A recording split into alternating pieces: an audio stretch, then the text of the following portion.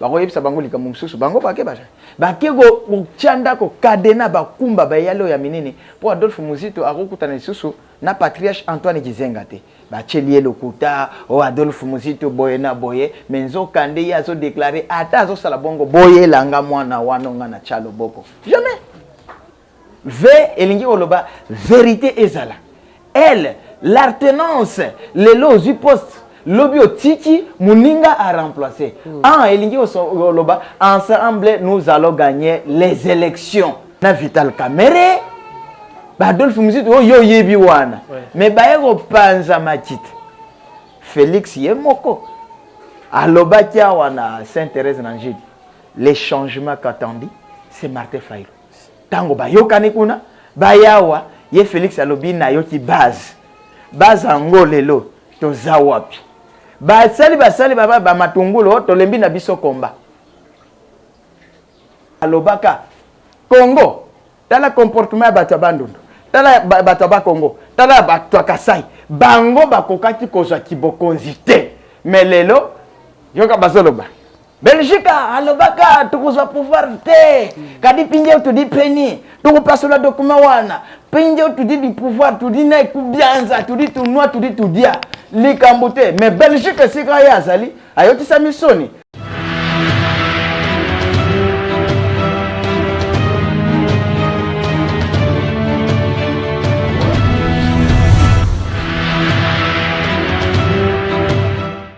Oui, mbote na yo journaliste. Boni santé. Santé yango mona lembe. Mais car na ngulu nzombe. Boni. Mais pour na santé penza santé à ba congolais a elo mo izate fon. Santé ça faut parce que golia za malamuté sociale nyonso. Eza malamuté tambola malamuté. Santé mboka eza comment? Santé ba congolais eza bien te bon ya mboka. Santé ya ba congolais eza biete ya mboka pe eza nyonso eloko moko ya malunga eza te eza mabe à part quand Nzambe nde azobatela biso mais quand akoloba gouvernement qui est respecté peuple congolais a rien parce que balobaka pouvoir au peuple, pouvoir pour le peuple et pouvoir par le peuple mais pouvoir ango yo soit à dizo ba pesa soki wapi to ebite moni le peuple souffre. Mwana mboka toke na mwa lombango toyebi ozaki na ngambo ya Palu ozaki procès kuna na ngambo ya Palu et lelo tomona bilamba ya nouvelle élan olonga po anina bon vérité rotika la kaka vérité journaliste botuna pe mituna mususu mtwazala ina côté angote meyo otuni na yo poto anda ko mona yo merci. Boza umona tozalaki na Palu, toza kolanda vision ya chef du parti Antoine Gizenga, le grand patriarche, que son âme repose en paix. Antoine Gizenga alakisaki biso eloko moko nazalaki na no procès kendenge uti koloba. Voilà. Yo wana. Wana camarade Chidi. Et bisika pe azali mbote beli. Azalaki procès la photo yango yo. On a le grand patriarche Antoine Gizenga, le grand Jean-Baptiste. Nampanzi na nga yo nazawana procès na kati wana zomona na sima na ye ezali Lugi. Gizenga la kisabiso eloko moko na lito tozo sala na parti Lumumbiste unifié en sud de Palu. Après Lumumba c'est Gizenga. Après Gizenga c'est Adolphe Muzito, le grand visionnaire. Maloba ya nani? Wana maloba ya Palu après Gizenga. Voilà. Muzito. OK, yango yezaliawa. La référence magazine. Après Gizenga, les Jean-Baptiste Muzito face au défi de l'heure. Ezaliawa. Histoire Yamboka, la vérité blesse, mais nous sommes obligés à kolobela yango. Nazoloba na ba preuve nyonso. Makambo yo même bambuta mayobo yango yo voilà. Tozaliawa Adolphe Antoine Gizenga et son dauphin Adolphe Muzito. Donc oyo azako préparé na élection 2016. Oyo na 2006 aloba qui suivait Palu voté Joseph Kabila et puis respecter yango Kabila zala ina problème na biso na palu il faut azongi sa pouvoir wana mais na magui na ye histoire ezali kaka histoire mbuta mayobo ye wana azape wana ayebi makambo ngo vérité oyo nazoloba bayebi yango toye awa après Gizenga les Jean-Baptiste Adolphe Muzito au cœur de tous les espoirs. Même yo journaliste, bisiko yo zalaki nanda konayo, ozako yebate ke na palu na Congo cette fois-ci c'est le palu. Oye ko vuzwa ki bokonzi ya mboka.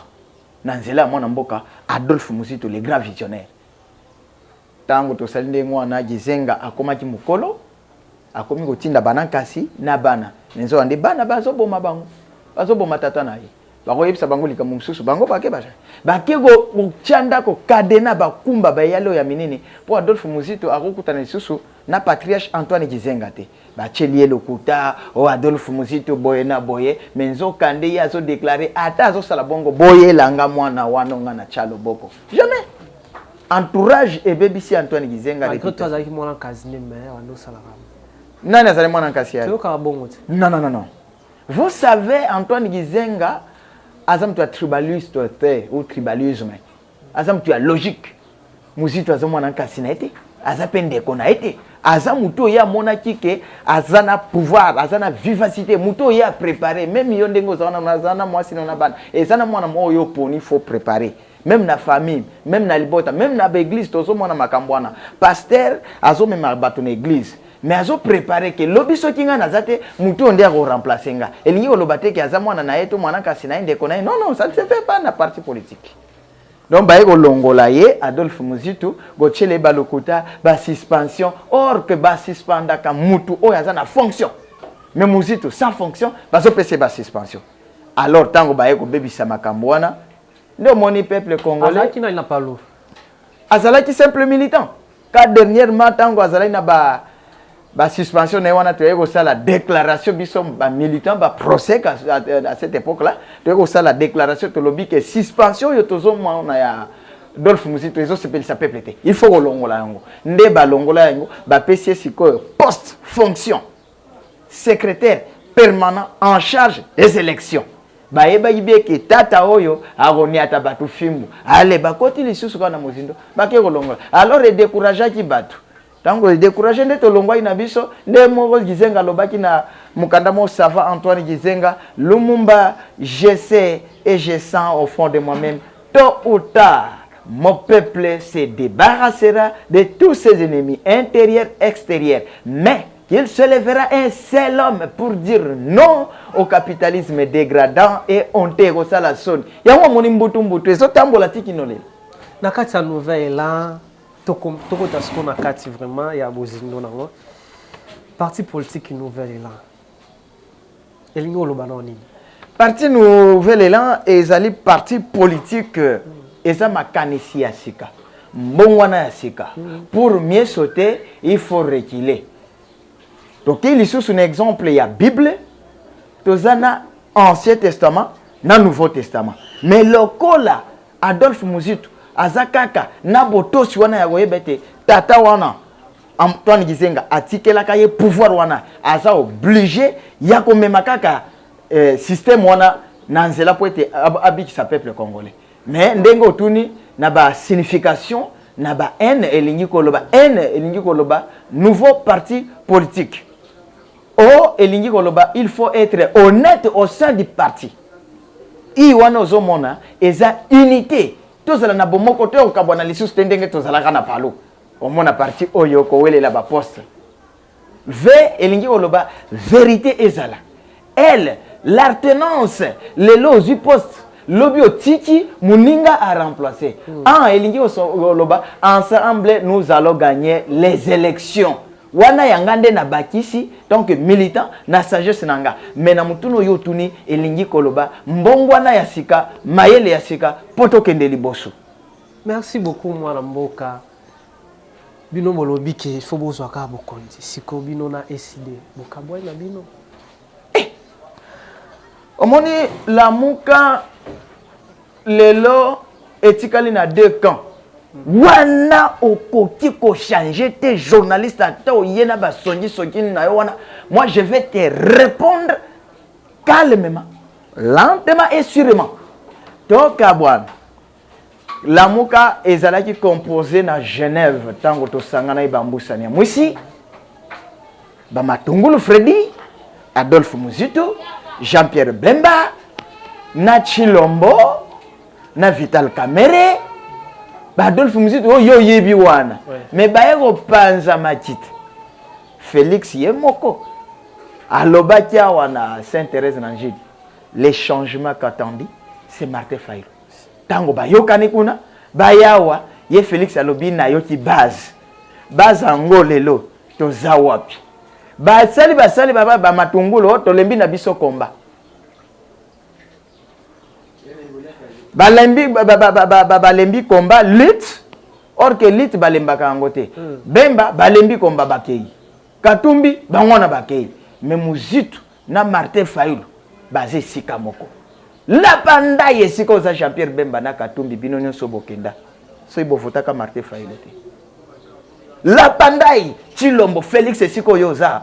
Ce qui olobate les changements qu'attendu c'est Martin Fayulu. Merci. Comment comprendre que alors on a mutuna na répondre yo. Entre SID na nouvelle là yangonde etikali Lamuka et Lamuka ezali pe Martin Fayulu te. Lamuka ezali Adolphe Muzito te. Bangono ce sont des locataires. Ba vrai bailleur c'est nous le peuple. Lamuka c'est le peuple congolais. Au moins bazako sala ndenge wana bazako kanisa. Même bato MLC lelo bakimi Jean-Pierre Bemba. Bato ensemble bakimi Katumbi. Bon, donc nous sommes ensemble, on est unis, on est ensemble, travaillons ensemble pour manger ensemble. Mtoya tena songi olobaka to kabwani lobby ogoya komona ngana teni ya SID. Nazolo ba partout, nazolo ba na Lamuka. Mais ça no longa na parler nouvelle là l'autre sokoma SID. Non. Otuni mutuna na kolongwa te na nouvelle là na kota na SID. Mais SID na nouvelle là toza mutu moko, toza na bomoko. Dans ce que 2023 candidat unique pe obimara Martin Fayulu. Bino bolinga koyeba makambo ya secret ya ndako ndengini. Wana eza organisation oyo basali. Basalaka tango basalaka na Genève. Babimisi candidat commun. Awa tokoya na élection ya 2023 toyebite wana masolo ya katia ya bakonzi bango na bango ndenge tokozela o bango bako les moments opportuns soti ekoti nde bakobimisa balakisi biso candidat mais awa kotuna ngana no makambo ba candidat wana te ba candidat oyo wana elekaki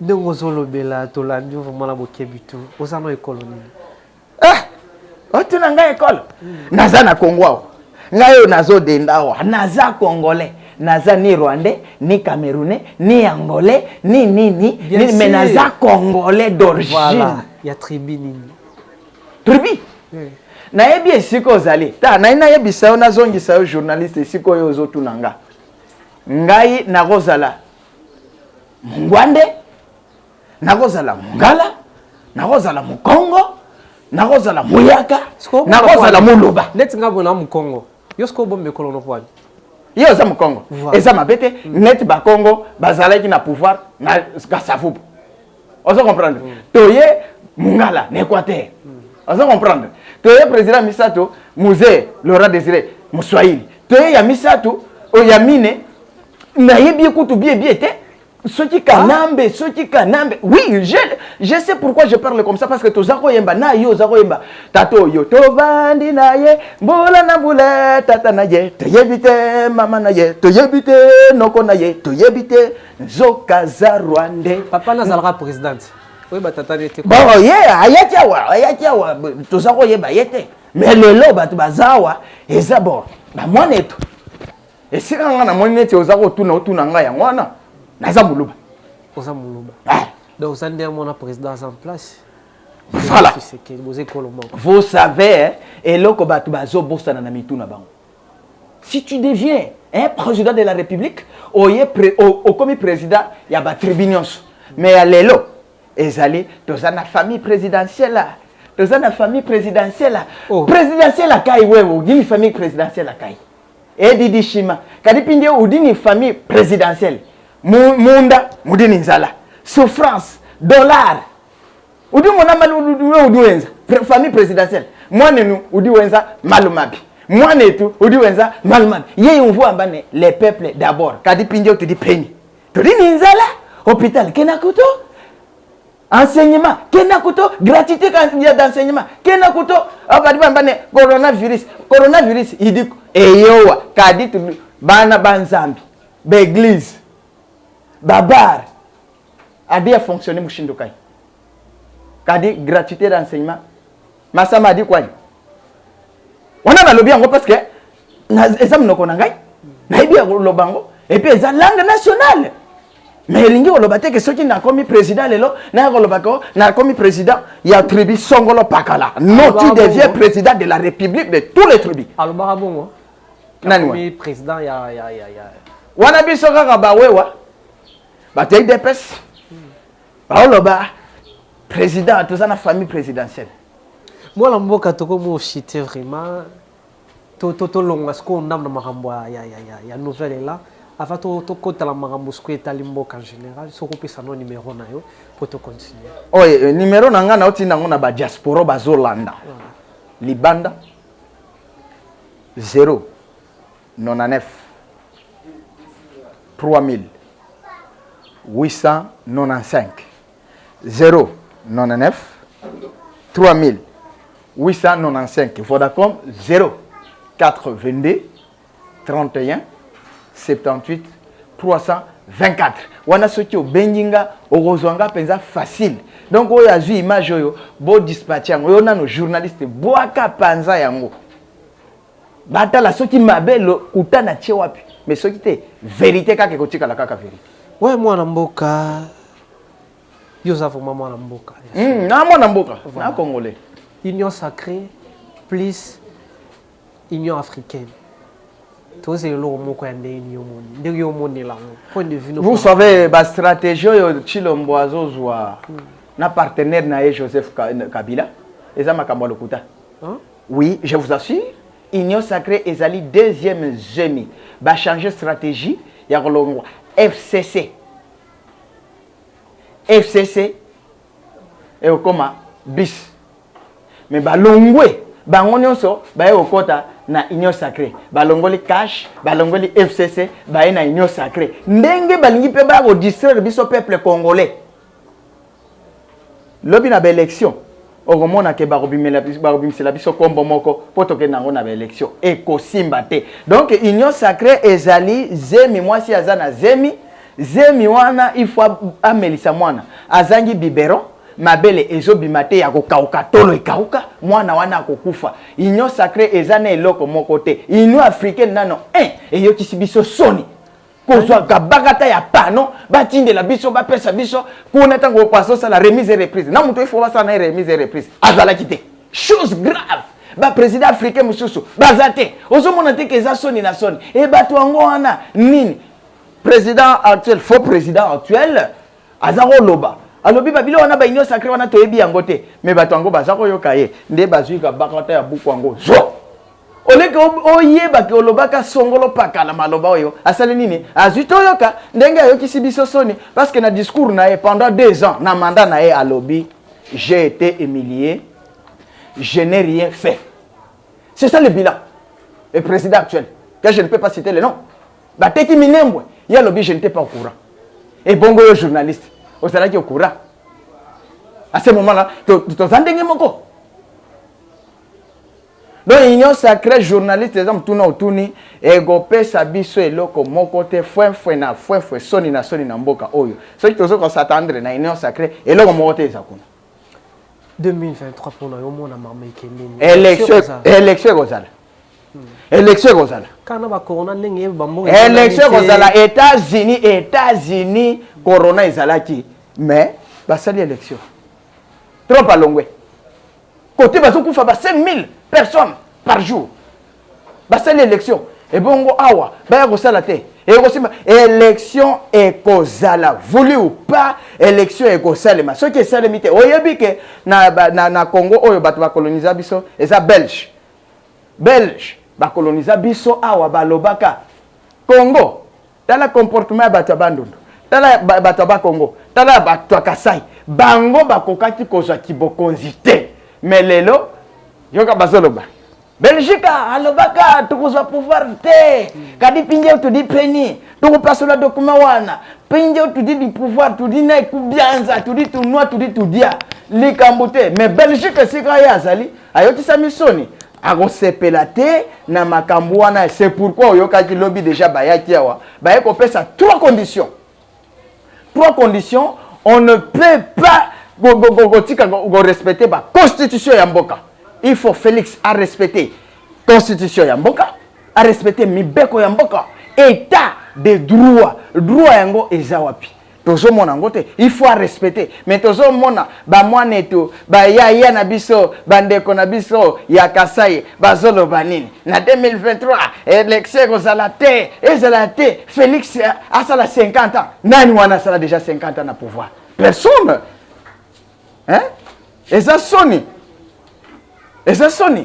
Élection kozala camarades journalistes, voulu ou pas, sortir sa limite, nous le peuple congolais, nous allons appliquer l'article 64 de la Constitution. Oh, ils ont fait ça biso ningisa, ils ont fait ça biso force, yako bengana, mutu oyo azu pouvoir na lo lenge ya mabe, et puis azo sala lango pena pour na peuple na yete.